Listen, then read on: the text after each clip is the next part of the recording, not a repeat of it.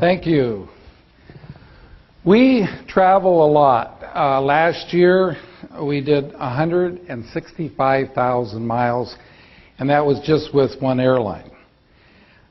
This year we've already been to Europe a couple times, Singapore around the first part of the year. The rest this year in August we go back down under to Australia for a few weeks, come back home for a couple weeks, then we go back to Europe, have an 8-day side trip to Romania.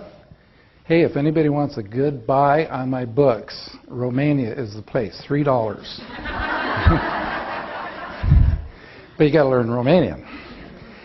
And so we'll be all over Europe, and then we come home, and then in November we go to Asia. We do have a couple other events for your company in South Carolina, and in North Carolina, Iowa, and near Temecula, Marietta. So anyway, we're having a lot of fun, but anyway, let me give you an idea of what is going to happen today. We started with a company 9 years ago, and nobody asked us what this company is because we don't talk about it. And we started with 4 people, and today we have now over 170,000 people in our downline. Last month, this organization grew by over 4,000 new members, and 98% of all of the new people and all of these people came from the original 4. Now, when you look at that, does that answer the question, do you need to sponsor a lot of people to build a large organization? Well, see, obviously you don't. But notice I use the word sponsor, not recruit. And I'll get into that in more detail in a little bit, because this is a sponsor and teaching business. Now, how were we able to build such a large organization like this? Okay, and we don't really work that hard either. You know, this is more about working smart than working hard. I need to ask you a question. You don't have to raise your hands on this question, but just answer it in your mind. When you sponsor a new person into your business, how much training time does it take you before your new person can in turn go out and sponsor someone? Can you do it like in 1 to 2 hours? How about in 2 to 3 days? How about in 2 to 3 weeks? Do some of you have people you sponsored 3 to 6 months ago and they still have not sponsored anybody yet? How would you like to know why those people haven't sponsored anybody? It's so simple when you hear it, okay? The reason that they have not sponsored anyone is because no one has shown them something that they can do. I mean, isn't that simple? And that's what I'm going to do here for you today. I'm going to teach you something that you can do, that anybody you know can do, and once you see how the system works, it'll open up your mind to who you think you can talk to about your business, because once you realize that absolutely anyone can do this, now you're not prejudging people.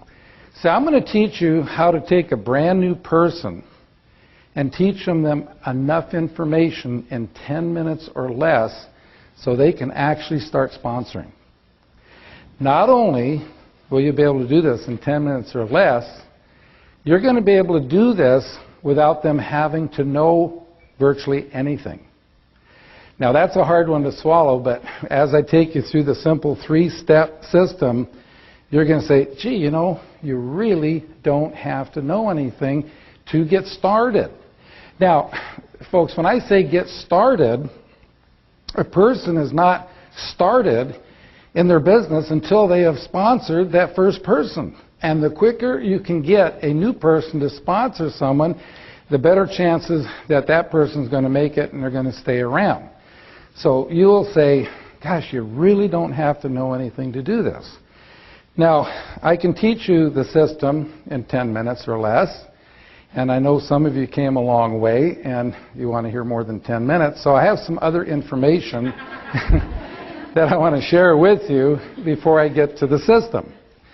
Now, the thing I didn't tell you about this organization we built over the last 9 years is I would say over 90% of them live somewhere between 6,000 and 7,000 miles from where we live because they're in Europe. Most of them are in German. They don't even read, speak, or understand English. So people, they say, well, how did you do this? How did you motivate them?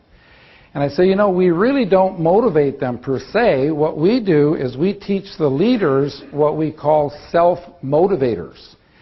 Now, what is a self-motivator? A self-motivator is something that when you are doing it, it's motivating yourself. So all we did was we taught the 4 people the self-motivators, and then they taught their people, and they taught their people, et cetera, et cetera, et cetera. So everybody keeps motivated because as you do these things, it keeps yourself all fired up. So what I want to do is I want to teach you one of these self-motivators. In fact, a lot of people ask me all the time, what do you do at sizzle sessions? Now, I know most of you have already read my book. Can I see the hands again of the people who have read the book? Okay, great. So napkin presentation number 8 is about sizzle sessions, getting together with 1 or more people, usually in a restaurant, to share ideas about your business. Well, beyond sharing ideas, this is a great place to share a self-motivator. And this one I'm going to teach you will do several things for you. First of all, it will make you feel like everybody should be in this industry. Absolutely everyone. And it'll give you a whole new look at what we call residual income. Now, I know most of you know what residual income is, and that's money that you receive long after you have done the work. Okay, but I'm going to give you a different way of looking at residual income. So here's how it goes. Let's say that you are living in the home of your choice and you have no mortgage payment. In other words, you own the home. You are driving the car of your choice and you have no car payment. You own the car. Your phone bills are current. Your credit cards are current. You have absolutely no bills whatsoever. Now, if you're in that kind of a situation and you were making $10,000 a month, every month coming to you, whether you get out of bed or not, you could live the lifestyle better than most millionaires. But now think about all of your friends who are not in your company, who are not in network marketing. How could they ever hope to have $10,000 a month coming to them every month, whether they get out of bed or not? Well, I know most of you have heard since you were a child, wouldn't it be nice someday to have enough money in the bank to live off the interest and not touch the principal? Okay? Well, in today's current interest rates, the kind of an account you would have with a bank where they would actually send you a check each month, it would take $6 million in the bank. Now, how many people do you know are going to have $6 million in the bank by the time they retire? Could you have $6 million in the bank by the time you retire? But see, I'm here to tell you that if you had $6 million in the bank, you'd get $10,000 a month interest income, or you could have $10,000 income coming from your network marketing company. Look at the difference. To get it from your network marketing company, you sponsor 4 or 5 friends, and then you help them do the same. You help them do the same, et cetera, et cetera, et cetera. Time you get down 4 or 5 levels deep, you're going to have $10,000 a month coming to you. What does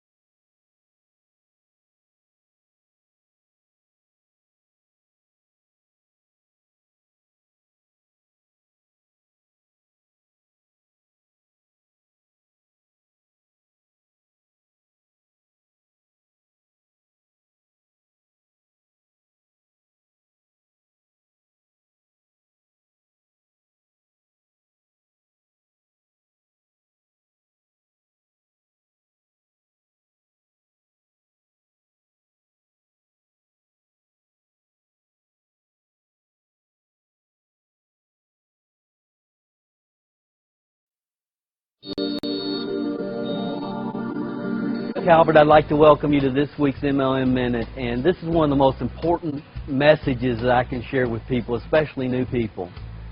When you get involved in the industry, we have to recruit. Now, you can go out and sell a hot product, and you can make some really good part-time money, but if you're not recruiting people, you're not going to build your business.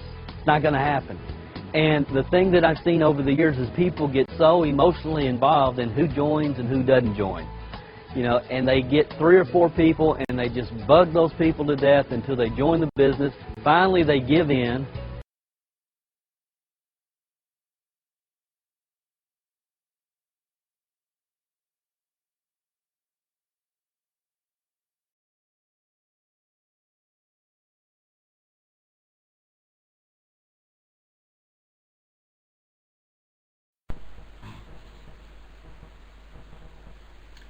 Jó reggelt kívánok mindenkinek, nagyon kíváncsi vagyok, hogy most már sikerült-e valamilyen hangot csinálnom, átcseréltem a gépemet egy másikra. Kérnék szépen visszajelzést, hogy van-e valami? 4-5, oké, rendben van, nagyon jó. Köszönöm szépen. Régen fordult már elő, hogy problémám van a technikával, de mindig fel vagyok készülve arra, hogy 2 géppel vagyok itt reggel, úgyhogy azonnal előveszem a másikat, hashtag valami probléma van. Jó, picit elment már az idő, de folytatni szeretném azt, amit elkezdtem az elmúlt időszakban, mégpedig azokat az alaplépéseket, amiről az elmúlt csütörtökön én beszéltem, mégpedig azért, mert egy célunk van ugye mindannyiunknak, hogy sikeresen felépítsük a shopping center üzletét, és ez egyáltalán nem pici célról van szó, hanem arról van szó, hogy a leges legnagyobb network üzletet, ami eddig létezhetett. Ezzel a modellel, ami nekünk van, ezzel az ötlettel, ami nekünk van, én úgy gondolom, hogy ez egy olyan cél, amiért érdemes dolgozni. És beszélek itt arról, hogy a legnagyobb network üzlet, meg hogy tényleg meg lehet csinálni. És elég kontrasztja az, hogy az alaplépésekről fogok beszélni. Ennek az az oka, hogy a legnagyobb üzletet is csak és kizárólag úgy lehet megcsinálni, hogyha mindenki egyszerű lépésekkel dolgozik, és mindenki egyszerűen végzi a munkáját, hogy is hívjuk ezt egyébként? Duplikációnak, másolható modellnek. A legjobb ötlet sem működik, ha nem tudunk másolható módszereket betenni a rendszerbe. És én azért gondoltam úgy, hogy heteken keresztül alaplépésekről fog beszélni, mert én látom a saját csoportomról azt, hogy kapnak képzéseket, járnak mindenhova, olvasnak könyveket, viszont ezeket az apró finomságokat, ami szükséges ahhoz, hogy tényleg sikeresek legyenek, az apró lépések is, azt nem értik és nem tudják, hogyan alkalmazzák ezeket a dolgokat. Úgyhogy megyek szépen az alaplépések felé, és lehet, hogy egy picit másképpen, egy picit máshogy, de inkább a részletekre szeretném felhívni a figyelmeteket. És a célhatáridő, a múltkor előbb beszéltem, kibontottam, de nagyon aktuális, mert nagyon-nagyon sokan vannak olyanok, akik fiatalon első munkának gondolják ezt az üzletet, vagy már nagyon-nagyon sok minden túl vannak, mint ahogy én is, rengeteg vállalkozáson, és kezdek kiábrándulni abból, hogy nekik ez sikerülhet. És nagyon komoly célokat érdemes, illetve nagyon komolyan kell beszélni célokról embereknek, hiszen hogyha azt is egyszerűen tudjuk átadni, akkor szerintem nagyon-nagyon sokan meg fogják érteni, mi is ennek a lényege. Először is, én mindig tisztázom azt, hogy mit szeretne, milyen életstílusban élni. Nagyon meg szoktak ezen lepődni egyébként fiatalok, hogyha megkérdezem azt, hogy te úgy gondolsz, hogy 1-2 éven belül mennyi pénzt fogsz keresni, mennyit akarsz keresni, ahhoz hogyan állítottad be a tanulmányaidat, a napi lépéseidet, a napi tevékenységedet.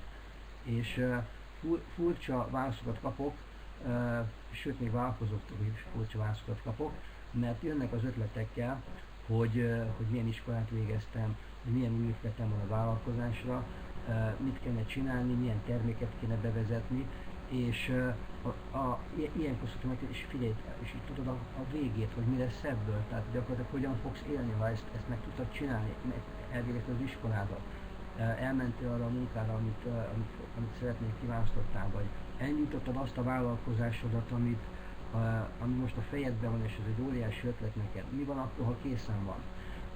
Mi van utána? Tehát hogyan fogsz élni, mennyi pénzből, milyen körülmények között, mennyi időd lesz egyébként a pénzed mellett, és sorolhatnám ezt tovább. Jó, és ilyenkor látom a meglepődést, nem gondolják végig a dolgot, hogy mi lesz ennek a vége.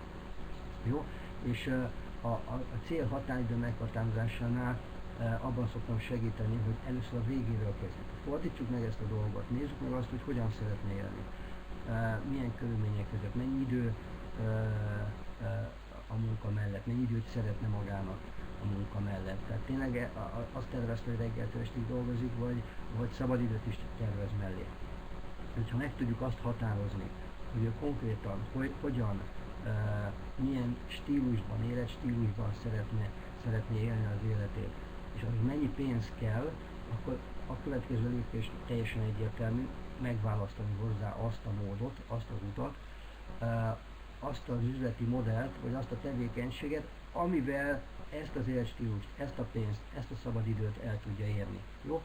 És ennek van egy nagyon egyszerű módja, nézzük meg azt, toll papír, hogy ahogy az ábrán van, ceruza és egy papír, nézzük meg azt, hogy a következő hónapban neki mennyi pénzre lesz szüksége. Sőt, ne is menjünk a következő hónapra, maradjunk decembernél, mert pont egy karácsonyi időszak, nézzük meg azt, írja le szépen tételesen, mire van neki szüksége, kinek milyen ajándékot akar venni, esetleg a ház körül van olyan felújítandó munka, és sorolhatnám az apróságokat végig, ebből egy szép hosszú lista jön ki egyébként, és a végén kiderül azt, hogy a fele pénze nincs meg hozzá. Jó, tehát gyakorlatilag a végéből érdemes kiindulni, hogy ő mit szeretne, és ehhez beállítani, belülni egy olyan tevékenységet, amivel ezt el lehet érni, persze reálisan gondolkodva, hiszen bármi másban is lehet gondolkodni, de akkor mit kell csinálni, hogyha az nem hoz ekkor a bevételt, nem hoz ekkor a szabadidőt, passzivitást jövedelemben, hát akkor vissza kell venni az igényekből. Úgyhogy én pedig nem ezt gondolnám. Én azt gondolnám, hogy vannak lehetőségek, van egy nagyon jó üzleti modell, van a shopping center, mint üzleti vállalkozás, nyugodtan lehet rá tervezni, be lehet állítani azt, hogy ki mennyi pénzt akar keresni, mekkora szabadidőt szeretne mellé. Jó? Úgyhogy a célról beszéltem a múltkor is, most is, egy picit mindig végig fogok ezeken menni, lehet, hogy én is egy picit más gondolatokat is hozzá fogok tenni, de ugye a cél után van egy névlista dolog, és már ott is vagyok. Lehet ezt az üzletet csinálni így is, úgy is, amúgy is. Lehet nagyon rosszul, lehet félváról venni, lehet hobbi szinten, lehet nem komolyan gondolni, meg lehet nagyon-nagyon komolyan hozzáállni, úgy, mint egy igazi vállalkozáshoz. Adminisztrálni, grafikonokat készíteni, minden dokumentálni, leírni, és ez az első lépés, hogy egy új munkatársat, vagy egy olyan embert, hogy komolyan gondolja, hozzászoktassunk ahhoz, hogy tényleg komoly vállalkozás, úgyhogy miért kell a névlistát leírnia. Számtalanokot tudok rámondani. Az egyik az, hogy gyakorlatilag Magyarországon mindenki megpróbálta a network marketinget. A névlista, hogyha nincsen rendbetéve és nincsen ez komolyan leírva, akkor rengeteg embert tudunk ezzel elveszíteni. Miért? Mert emberek egyik üzletből mennek a másikba. És a névlista nem csak arra alkalmas, hogy én most össze írom, hogy kire gondoltam, kire lehet elindulni, ki az, akit megkérdezek, ismerje valakit, és rengeteg dolgot tudnék sorolni, hanem arra is alkalmas, hogy a megfelelő embereket, akiket tényleg az üzletemben akarok látni, akik úgy gondolok, hogy tudnánk együtt dolgozni 5-10 évig, azokat az embereket nyomon érdemes követni. Embereknek hónapok alatt változik az élete, az élet körülménye, a gondolkodásmódja, a hozzáállása, akár a szakmánkhoz, akár bármihez. Tehát abszolút változnak körülöttünk az emberek, és ha én tudom azt, hogy erre az emberre szükségem van, akkor érdemes egy folyamatos kapcsolattartásban lenni vele. Ez is egy apróság, egy kicsi pont. Nem kell állandóan üzlettel zaklatni senkit. ha egyszer nemet mondott és azt gondolja, hogy ő most nem ezzel akar foglalkozni, az semmi gond, amikor ha felhívom és néha ha rátelefonálok, ráírok, most nagy divat a Facebookon egymásra írogatni és ott tartani a kapcsolatot, ezek ilyen 5-10-20 másodperces dolgok, de fent lehet tartani egy bizonyos kapcsolatot, és amikor eljön a te időd, amikor olyan állapotba kerül, amikor olyan élet szakaszában van most már, vagy került, akkor nyitottabb lesz, fogékonyabb lesz arra, hogy elindítson egy vállalkozást, elindítsa a saját shopping center üzletét. Egyszerűen eléri azt az érettségi fokot, hogy elkezd saját felelősséget vállalni. Nem munka után szaladgál, nem keres valamilyen módot, hanem igenis egyszer csak emberek rádöbbennek arra, igen, nekem kell valamit tennem. Úgyhogy a névlistát jövő héten is fogom még bővíteni. Jövő héten is fogunk erről beszélni. Ez egy nagyon részletes tevékenység. De mivel 9 óra van, még hozzátenném a következő rendezvényünket. Ugye ez is egy alap dolog, hogy a munkatársainkat ráteszünk a rendszerre, és elhívjuk a céges üzleti rendezvényekre. Na most, december 20-a az utolsó szemináriumunk az évben, mindenki készül rá. Készülnek az előadók, a vezetőség, nagyon sok tag, rengeteg termékpartner, készítik az ajándékokat, ugye ilyenkor tombolát szoktunk bevezetni, és rengeteg olyan ajándékot osztunk ki, amit a termékpartnerek hoznak be. Most is már nagyon készülnek rá, már gondolkodnak azon, mikor, mennyit, és az utolsó szeminárium, ez lezárja ugye az évet, és egy kicsit visszagondolunk, kicsit előre beszélünk, hogy lesz, felmérjük a helyzetet, meglátjuk azt, hogy mit értünk el, és egy kicsit szakmai lesz megint. Én nagyon fontosnak tartom azt, hogy mindenki tudja, hogy mit kell csinálni. És egyre jobb emberek jönnek a rendszerbe. Tehát az elmúlt héten is tudok olyan dologról beszámolni, amikor megint meglepődtem, olyan jó minőségű emberek kerültek a csoportba. Tehát hihetetlen az elmúlt szerdán is a nyilvános bemutató után csak az irodában bent ült egy hölgy, és már olyan lelkes volt, hogy elkezdett telefonálni szinte, alig bírtam állítani. Hétfőn teleadta a napot. Úgyhogy jönnek be azok az emberek, akik még nem is találkoztak velünk. A hölgy nem is tudta, hogy mi létezünk, és komoly vállalkozók, komoly üzleti múltal kell szólni az embereknek. És megint a névlista, mindenkit. Tehát olyan komoly emberek nézegetik az üzletünket, hogy nem is gondolná. És ezek az emberek rajta vannak másoknak is a névlistáján. Tehát itt a gyorsaság, a tempó, a sebesség nagyon meghatározza, jó? És a névlistát is lehet lassan írni. Azt is lehet húzni hónapokig, sőt, mondanám nektek, hogy a névlistát lehet írni évekig is. De miért? Miért ne lehetne ezt gyorsan megcsinálni? Ne lehetne ezen a hétvégén, nem a holnap Mikulási családdal is kell foglalkozni, de hétfőtől miért ne? Megint karácsonyig egy kis tempó, egy kis munka. Jó? Hát örülök neki, hogy sikerült mégiscsak beszélnem veletek, nem volt egyszerű ez a legjobb bejelentkezés, a második számítógéppel sikerült, de mindenkinek, aki már a Mikulásra gondolnak, egy jó vásárlást kívánok, ha még nincs meg egy holnapi szép Mikulás napot. Jövő héten meg újra találkozunk. Köszönöm szépen a figyelmet, sziasztok!